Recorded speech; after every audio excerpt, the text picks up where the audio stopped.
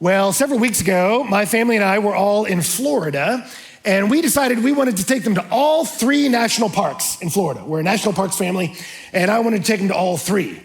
Most people, including most Floridians, only know about one. But the one I was the most excited about personally was the Dry Tortugas. That is an island off the coast of Key West, accessible only through an extremely long boat ride or through a beautifully brief 40-minute seaplane ride. We chose the latter. And it was epic. You get on this plane and you take off, and he flew low over the water, and so you're seeing this turquoise water. It's amazing on your way to this little island. And as we did it, I was so excited for my kids to get to experience this unique event. We're gonna land on the ocean and get out on this little island. And as we're flying over, we got our headset on. He's telling us all these different facts about the shipwrecks in the area. They found almost $500 million in Spanish gold on the way there. And I'm watching dolphins leap through the waves and tortoises everywhere. And as I'm attentive to all this, man, it's just stirring my heart. Like, this is amazing. I'm in awe. And so I turn to see kids. Are you experiencing this? And I look over, and I don't want to say which kid it was, but my oldest daughter was just in the seat in front of me, completely sacked out, like yard sale in the seat. And I was like, that is such an expensive nap.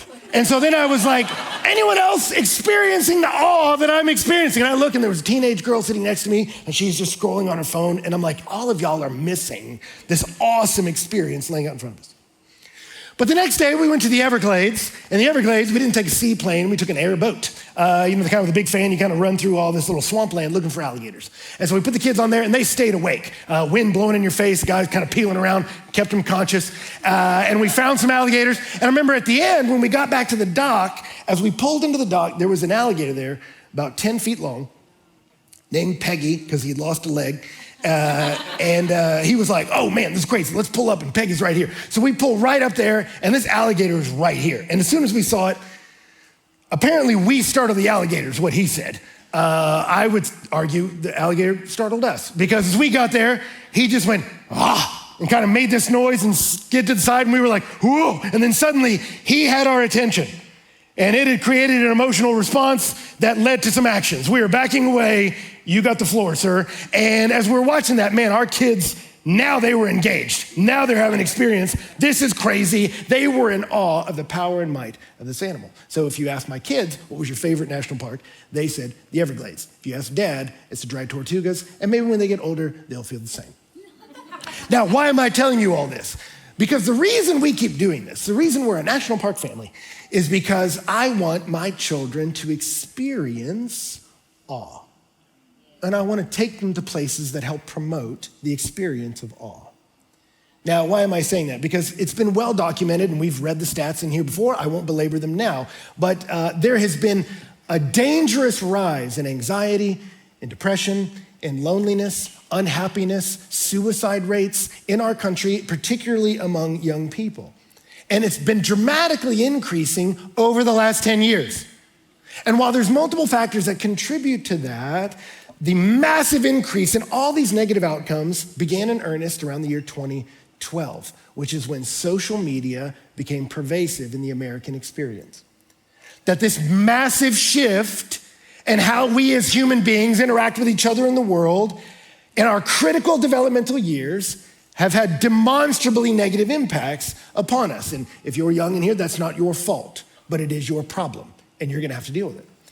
And Jonathan Haidt, who's an atheist and a social psychologist at New York University, has made a career of studying the impact social media has had, particularly on millennials and younger. And he notes that when kids get on experience blockers, which is what he calls phones, he says they engage you all the time. They're beeping and buzzing. And he said it has the effect of someone constantly tapping you on the shoulder. You have to look. It's a constant interruption. And he says the thing about that constant interruption is it impedes deep thinking. But it's only in the depths that we find meaning.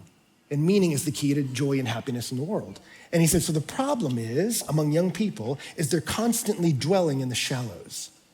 It's like a fish growing up in a rain puddle. It can't reach its full potential. He says, the problem I see with young people is they are bombarded by triviality, and it's keeping them from the depth they need. And then this is what got me. I listened to him in an interview, and he said his greatest concern for young people today is they stand in awe of nothing. And he wrote a paper along with a colleague about awe. Awe, as they defined it, is to perceive vastness that requires accommodation. That I perceive something and am so overwhelmed emotionally by the beauty and the power and the virtue, the majesty of something, I'm unable to assimilate it into my current mental structures. And so I must accommodate. It does not move, I move. And I am changed by the experience. And he says, for some reason, the way the human machine is wired, we develop meaning and a sense of joy and peace in the world as we experience awe. We are made to be overwhelmed by the beauty and the power and majesty of something greater than us and be changed by the experience. We need to be amazed. You need awe to be fully who you're meant to be. It's interesting, there was a movie that just came out, Vengeance. B.J. Novak wrote it. And in the story, he plays a shallow New Yorker whose greatest concern is to launch his own podcast so he can be famous, be the next Ira Glass or something. So he's trying to figure that out. And he finds out about this killer story, but he has to go out to West Texas. And so it's a bit of an eye roll. He's making fun of all these bumpkins that kind of live out in the desert in West Texas. But then when he gets there, he gets challenged, not that they're so silly, but maybe he's a little shallow. And at one moment, as he's looking at the big skies of Texas, right, that go on forever, and that the stars at night are big and bright, deep in the heart of Texas. As he's looking at all this, he's trying to describe them for his podcast, and then one day he just puts the phone down and he looks at the immensity and beauty of it all, and he just starts to smile, and he says, "It's amazing!" And you watch him begin to change because he's overwhelmed by awe. We're meant to feel that way. It's why in Genesis, Moses doesn't start with a list of rules as these people are liberated from slavery. He starts with the stunning beauty of creation. Let me show you a God who spun the world into existence, that you'd be overwhelmed by awe and changed by the experience. We're meant to live this way. Why does it work this way? Why are we meant to experience awe? Because God's rigged it that way. It's what von Balthasar calls the evidential power of beauty, that when I'm overwhelmed by something bigger than me and changed by the experience, yes, that's what we are meant to be, to know the God who made it all and be transformed more and more in his image. We are made to live in awe and to worship a God whose glory and grace and power and love overwhelms and changes us. And this is part of our problem, that we've lost it. That when Jesus was asked how to pray, he said, first thing, our Father who's in heaven, hallowed be your name, revered and honored. But if you watched Jeopardy a few weeks ago, there was a question for 200. And the question was, in Matthew 6:9, it says, our Father who art in heaven, blank be your name. And the contestants went, hallowed be your name. And they're like, no idea that there's a problem in here, that we're missing out on the critical component of being stunned and overwhelmed by the beauty of a God you were made to hallow. Now, why mention this? Because we've been in this series, Church People, and in this series, Church People, we're talking about what does it mean to be the community of Jesus Christ? That Jesus Christ claimed to be the Son of God, the Messiah, and he created this community that demonstrably changed human history. And as we've been looking at the book of Acts, the story of the early church, they said these people, when they had an encounter with a king, it changed who they are, and they changed the world. What were they like, and what are we meant to be like? If we're the community of the king, what essential characteristics are we meant to manifest? And we've looked at different things like, hey, they were rooted in the scriptures. They studied the word of God. We looked at the fact that they were a celebrating people, that they shared with those in need, that they were constantly caring for one another. And these potent characteristics of theirs demonstrably impacted the culture. And as we looked at it today, I mean, you saw some of it, that they were glad. That means there was explosions of joy in their hearts. They were generous. They were willing to care for one another with whatever need they may have. And they were praising God. They'd known grace and they were showing grace. And people around them were drawn to them like moths to a flame. I want to be around a glad and joyful and generous people. But as you look at that, you go, how do we get these characteristics? I want to focus today on just this one little phrase that seems to be the catalyst of these characteristics that made them such a potent people. And it's in verse 43. It says, and awe came upon every soul. That they had it. They had an overwhelming sense of beauty and reverence and fear of a holy God. And it changed them, and people saw it, and it changed the culture. Do you see it? And so how did they get this awe? It's interesting. If awe is the critical catalytic experience that causes these essential characteristics we want, and if, according to the atheist Jonathan Haidt, that awe is the critical component for human development, for you to be who you are meant to be, how do we get awe? What do we need to do to stand in awe of something bigger and more beautiful than ourselves? Well, here's the interesting thing. If you notice the verb, it says awe came upon every soul. That came upon means came into being, was born, it happened. But if you notice, they didn't create it because you can't. Awe is something that happens to you. It's not something that you can generate on your own. And that's the darndest thing, isn't it? That some of you go, wait a minute, Ben, you're saying I need awe to be who I'm fully meant to be as a human being and in Christ, and you're saying I can't generate it? What kind of sermon is this? Let me just tell you about things you don't have and can't make. Bye. How is this helpful? You've been wasting our time for the last 10 minutes, right? Well, here's the thing. You can't create awe, but you can position yourself to heighten the percentage chance that you get hit, right? Like people standing under a waterfall have a way higher percentage chance of getting wet. So what can we do for our part? And I want you to notice that attention is a vital component of awe. You hear it in Jonathan Haidt's definition. Perceived vastness that requires accommodation. I perceive something beautiful. What does that mean? I have to be in the presence of something amazing and then have the attention to perceive it. And that second part we have control over. Where is our attention? Because what you think about will determine what you care about. And what you care about, you will chase. What gets your attention stirs your affections and moves your actions. And so where do you place your mind? What you behold will shape what you become. And here you notice of the early church, they had attention. Notice upstream from that verse, back in verse 42, it says they devoted themselves to the apostles' teaching and the fellowship, to the breaking of bread and prayers, and awe came upon every soul. And many wonders and signs were being done by the apostles. Notice the wonders and signs came backward. Awe was already hidden. Why? They were devoted and they found awe. Devoted is a beautiful word in Greek. It's a combination of the word toward and strength. That they looked at something, saw its value, and they moved towards it with their strength. They attached themselves, held fastly. It's in the present tense. It means they were continually, constantly attending to something. What exactly? The apostles' teaching. There was a set of information that held their attention.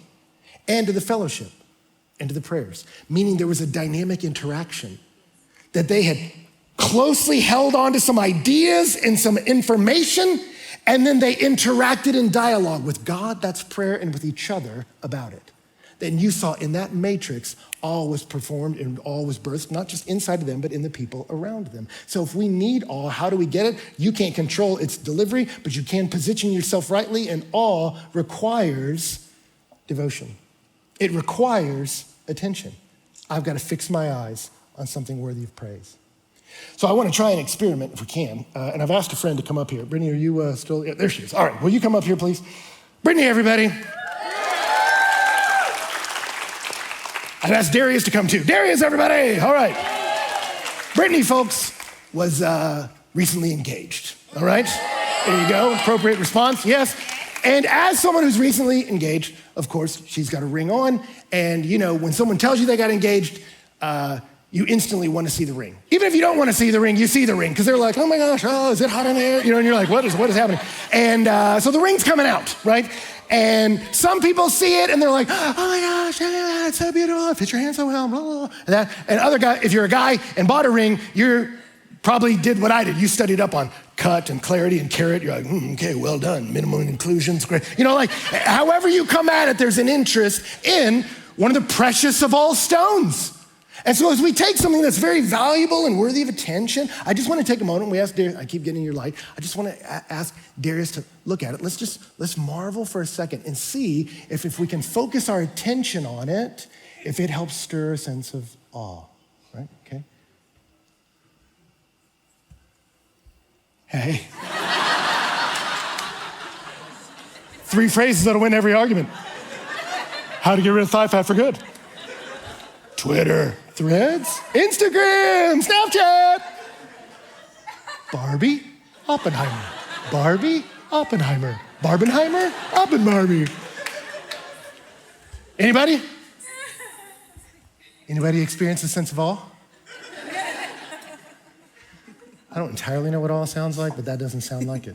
If I can make an observation, class, it seems that distraction from your attention impedes your ability to experience awe. Am I right? Maybe? Thank you. And by the way, thank you guys. Thank you very much. All right. And this is our problem, is it not? I heard a guy say this the other day, and it was fascinating to look it up. And CNBC article in February said that the 5 big oil companies reported a combined profit of $196 billion last year. $196 billion. According to Forbes, an article in May, social media advertising market is set to soar to an astounding $207 billion this year. And this guy said this to me, and it stuck with me. He said, companies are finding there's more money to be made in mining your attention than there is in mining minerals out of the earth. That there are massive companies spending countless hours to grab your attention because that attention economy is gonna do what? If I can get your attention, I can stir your affections. And if I can stir your affections, I will get your actions. And I will move you to buy what I want, believe what I want, vote for who I want. I can get you to do things, so let me get your attention. So I can sway your affections, so I can move your actions, because what you behold is what you become. What do you hold in your mind? What you think about, you will care about, and what you care about, you will chase. It'll determine what you love, and it will determine what you become. And so you can't control awe, but you are responsible for your attention. Do you see it? And if we're going to experience the awe that gives us depth and meaning in life, what happens? I've got to remove distraction and focus my attention. That's what devotion means, to move with strength towards a single worthy thing. Right? It's interesting, the Hirshhorn Museum has extended again, for the second time, a popular exhibit. It's entitled One with Eternity. It's Yayao Kusama's collection. I think I'm saying her name right. But she's a Japanese artist that's world famous. Primarily because of what are called her infinity mirror rooms. What she does is she creates these art pieces and puts them in a room and then surrounds them strategically with mirrors so that as you walk into the room, you're meant to create a dazzling sense of infinite space. Her goal is that as you walk in, you would be immersed and surrounded by a sense of the infinite, and that would again impact how you perceive your sense of self. So you're meant to sit in there in the quiet, behold infinity, and begin to contemplate your life and your place within the universe, right? Maybe the problem is it's gotten very popular. That Smithsonian estimates 350,000 people have already gone to see it. And so now, what's meant to be this immersive experience as you enter in and contemplate your place in the universe, we gotta move people through, okay? You got timed entry. So that's been reduced to 9 seconds a person. So feel free to contemplate eternity, just you gotta do it fast, kick you out. So what's interesting is the way this art was created was for you to contemplate your infinite. Now you got 9 seconds, so what do? You get in there, take a selfie, and leave, and that's it. And we've replaced a contemplation of the self before infinity with a quick selfie for the crowd. Do you see it? This is the world we live in. And so we have to fight against that. I'm not trying to shame you, I'm just trying to invite you to awe. I want you to be who you were meant to be as a man and woman under God. You were made to be arrested by beauty. You were made to be overwhelmed by grace. You were made to be terrified by the power of a being who then leans over and kisses your face. That's our God. He's the lion, terrible in his righteousness, who's the lamb who leans down and licks your face. That's our God. Power and beauty combined together in the person of Jesus Christ. And for many of us, the most important of all beings, the most foundational of all realities, just gets brushed aside in the mad rush of distraction. And I'm trying to help you go a different way. So the key to awe is attention on our behalf. That requires the removal of distraction. So I want to encourage you, just this week, try reading the book of Ephesians. Some of you are like, a whole book? Who's got time for that? It's 6 chapters, takes about 2 pages of your Bible. If you read it out loud and slow, it'll take you about 15 minutes, okay? You have that time. You don't want to be that person on your deathbed that said, I was too busy for the eternal words of God, but I watched every episode of Is It Cake? You don't want that to be true of you in the end. So I want to challenge you. Get the screens out. Don't read it on the screen. Go get yourself a book. Get yourself a physical copy of the Bible. I'm not anti-screens. I got them up here. But I'm just saying I want to challenge you. Do it first thing in the morning before the mad rush of emails puts you in a reactive state of mind. You get up and you open this book. You get all the screens out. Go through the DTs and the tremors as you go through with your withdrawals. And then take that energy and get yourself a journal. And if you have to, write out the book of the Bible. It'll make you go slow. Take several days. But what will happen?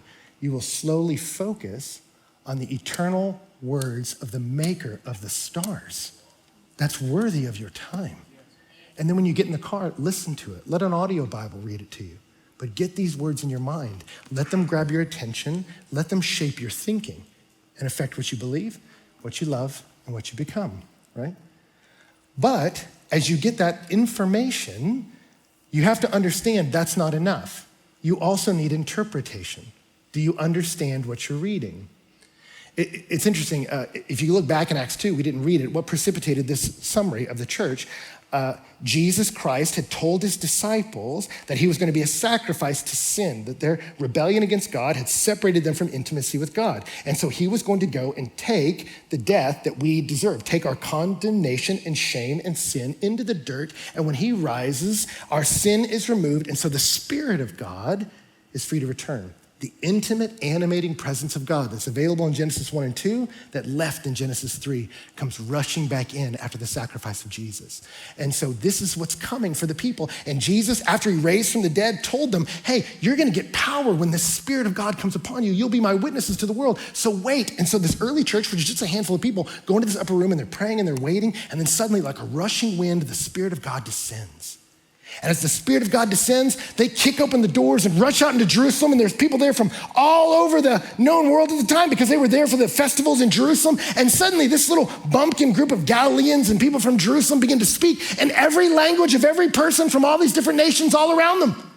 And as they do it, it says people marveled, they were amazed. Like, how do they know my native tongue? How do they know my language? They're all praising God in all of our languages. Oh, this is crazy. Some of them realize this is wild. And then some of the people watching go, they're drunk. And you go, okay, which is it?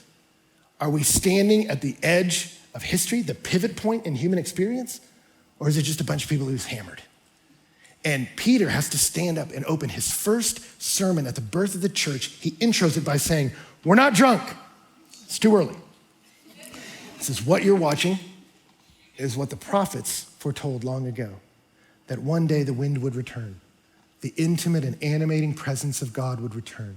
And it came because of a boy, Jesus Christ, who lived the perfect life you could not, died the death you deserved, buried your sin and shame in the grave, rose victoriously, and now brings that intimate, animating presence of the Spirit back to all who believe in his name. He starts to say, Jesus Christ took something and gave something.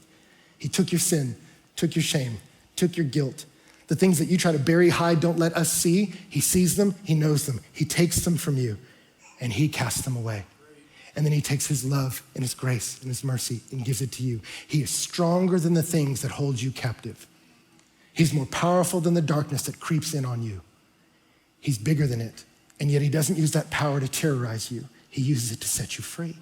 And if they're overwhelmed by a God who has the capacity to do that, a body that can leave the grave, a God that can break the chains of our condemnation, a God that will put the very spirit of his son into our hearts, calling us son and daughter, they are overwhelmed and begin to celebrate that God. But did you notice there had to be an interpretation of what they saw? The information's not enough. I need interpretation to understand what it is that God's done. Peter had to explain to him, you're not seeing people who are drunk. You're seeing God move in power. You can be in the presence of something awesome and miss it if you don't understand what's happening. Right? So there's a picture I want to put up here, and you can look at that, and I don't know that that's creating a great sense of awe in any of you. Right now, you're like, okay, Ben, I see some circles. One of them's got some light behind it. Neat. There's some information, but it's hard to get that excited about it. This is from a video from Northwestern University. And so if I can explain to you what's happening there, those circles are eggs. And what's happening is as sperm penetrates that egg and conception occurs, what scientists have discovered as they were fertilizing these eggs is once fertilization happens, at that moment of conception, there is a sudden dispersion of zinc.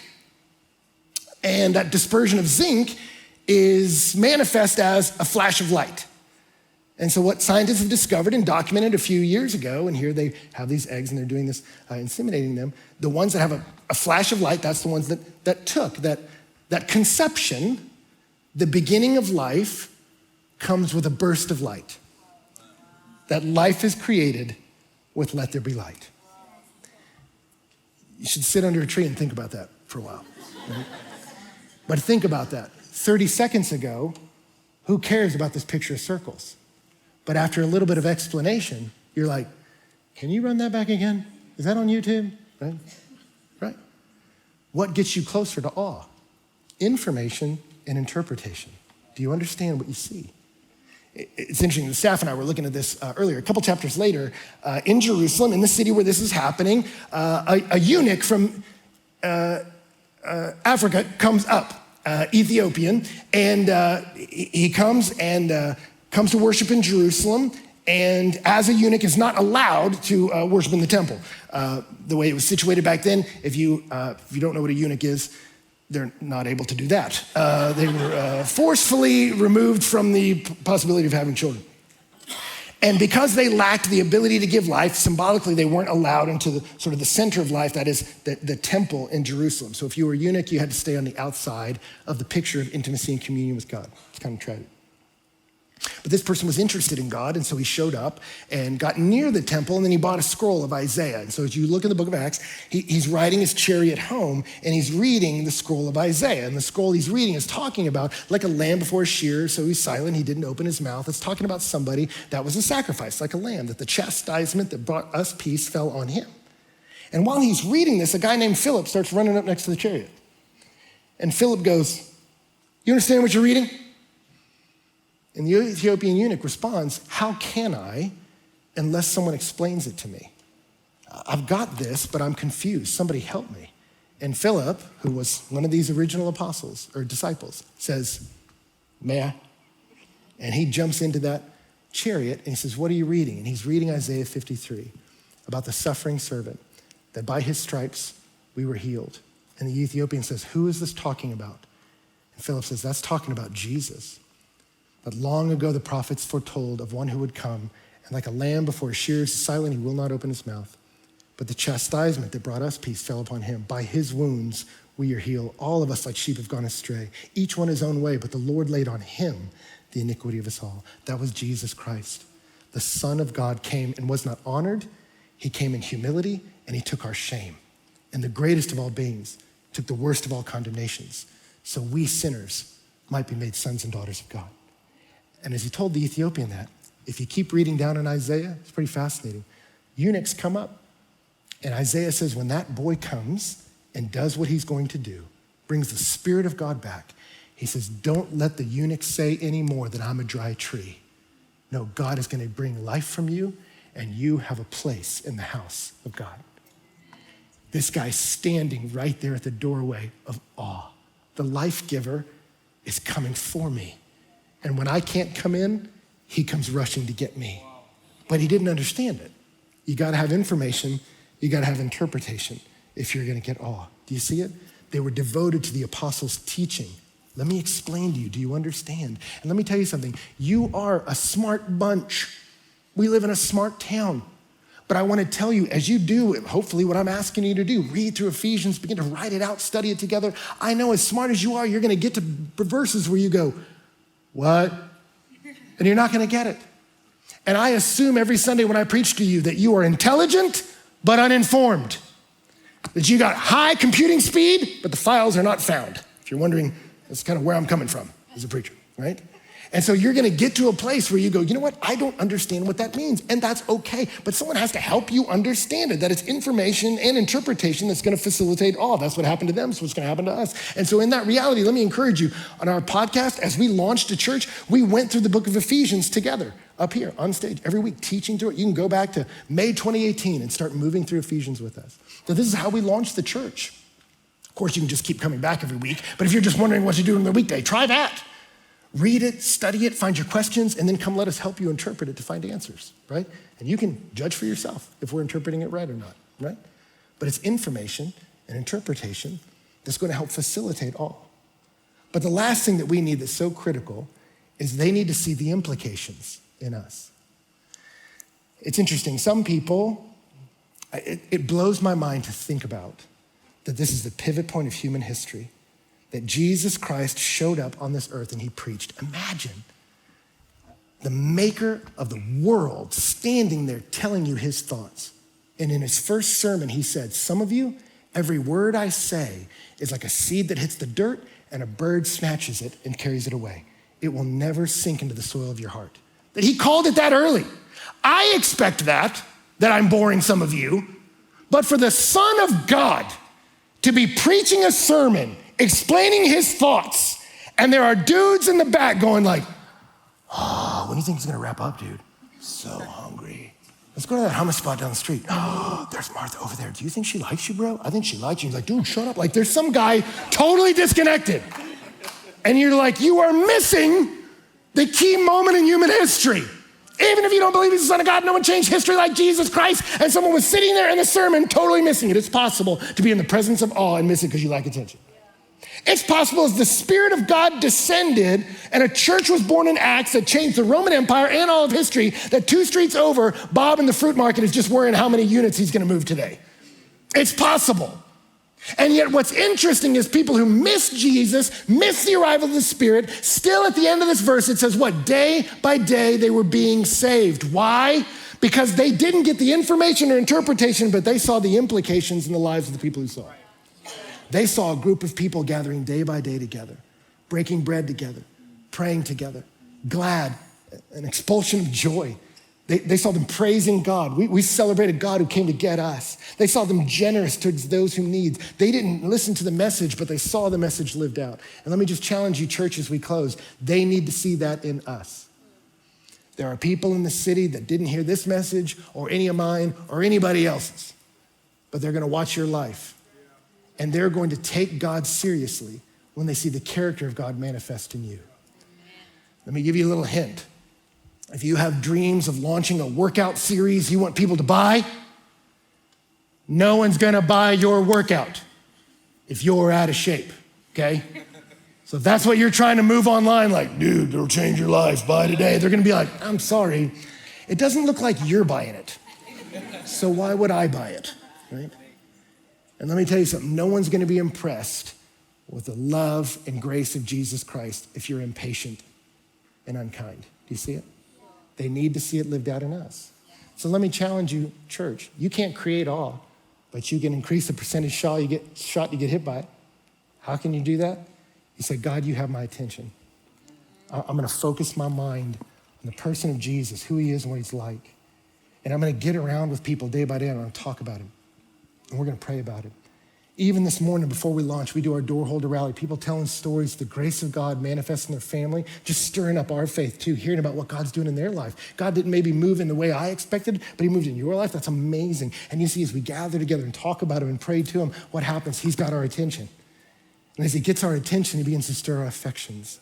And then it begins to change our actions. I wanna be like the God who came for me.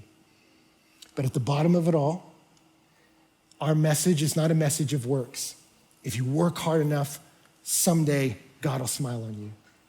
God has to move first, that we have to perceive the vastness that's there. He's got to open our eyes that we see the glory of God in the face of Christ. But the good news is, the hope today, even though you can't control that, is we have a God who wants to reveal himself to you. Paul will say it later in Acts. God has determined the exact times and places we should live, if perhaps you seek him and find him, because he's not far from any of you. That he wants to move towards you. God is moving on your behalf. He is coming towards you. He is invested in you seeing what he's like and becoming more like him as a result of his grace. So I'm glad you're here today. You got questions, keep coming back. You got things you don't understand about who he is. Keep engaging in his word and engaging in his people to talk about it.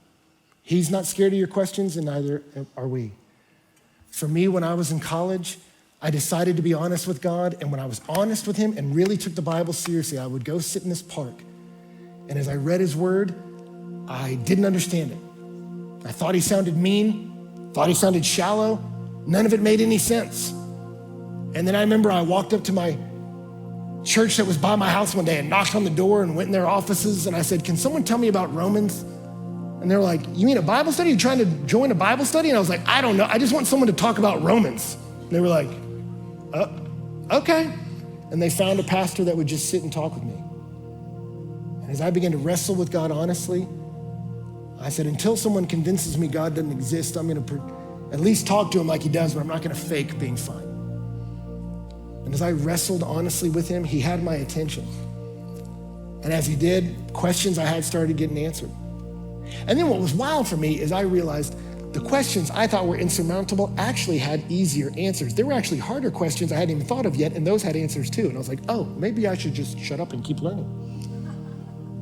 And as I learned more information about who God is, I started to see more of what was going on, that I didn't just have intellectual questions. I had some emotional pain, some anger at God for not running the world like I thought he should. And as I gave God my attention, he began to work on my affections.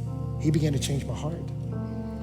And it was through a journey and a process later in life that I got to a place where I said, I don't just understand things about Jesus, I love him. And I don't just love him, I want to live for him. That's how it's meant to go. That I'm in awe of a God who will forgive someone like me. I understand it, I'm in awe, he's affecting me, and I live for him. We're meant to be this way. Nobody in here is too far gone. No city is too far gone. But may the awe of God capture us and radiate out of this room like a fire so that moths will be drawn to the flames. People say they got gladness there. They got generosity there. They got kindness there. They got praise there because they have a God who's changed them. So Lord Jesus, let it be.